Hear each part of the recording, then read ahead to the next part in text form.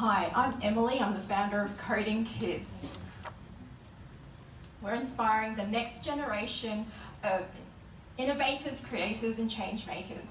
I'll start off with a little bit about my history. So I was a civil engineer, and then I went to Germany and I was teaching English, came back, went back to engineering, then went to the startup scene doing content creation and digital marketing, went back to engineering, and then I started my own business, Coding Kids. So why did I do this? I started to dig around and I found this economic complexity index for each country, and it's really interesting. It's a way of looking at how complex the economy of each country is. The reason why this is important is that in case of technological disruption or economic crisis, we can see how resilient is a country to dealing with these drastic changes.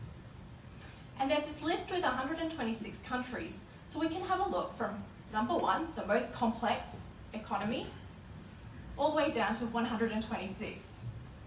So let's have a look down the list and see if we can find Australia. You can see number 57, Kuwait, 58, Kazakhstan, 59, Australia.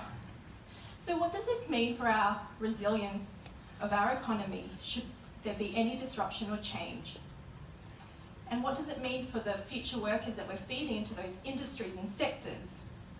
And what does it mean for economic resilience of individuals? It's really interesting. So it made me think about what we were doing in terms of the kinds of students we were turning into workers. So we often hear about skills. Skill X is better than skill Y, or skill A is becoming more important, and in 2030 it'll be important that you have skill A. But there's something more important than skills, and it's dispositions. We're going to look at 4 of these. So at Coding Kids, we run workshops for children, online, in person.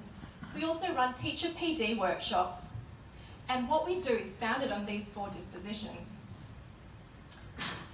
I'll quickly talk about 2. So openness. This one's really interesting. So in a traditional educational environment, we're surrounding children with these questions that have a single answer. So 1 + 1, it equals 2. What's the capital of Australia? Canberra, and so on. But actually, what we need to understand is that almost none of the problems worth solving in the world today have just one solution. And then another story, so looking at resilience and optimism. One thing I love in our classes is, okay, there's this particular story. So I was in a classroom and I was watching the students debug their code. That's one of the most fun parts of what I do.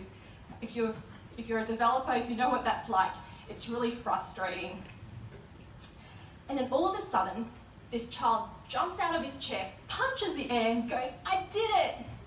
And then sits back down and keeps going. And that was such a joyful experience. And that was actually a school incursion, and I was talking to the school teacher afterwards, and she was saying, that's really interesting because that boy normally isn't very engaged with classroom activities, but this time he really was. And that process of trying to puzzle out and finding that problem, it can be quite frustrating, but it can also be quite an exhilarating experience when you find that bug and solve it.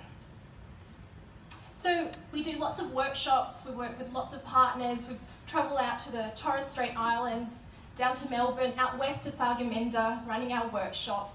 We've got online courses, so we've got students all around the world.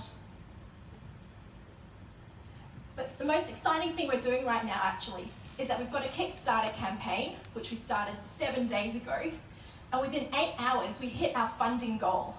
So now we're on to our stretch targets. So I'd really love if you have a look at what we have to offer.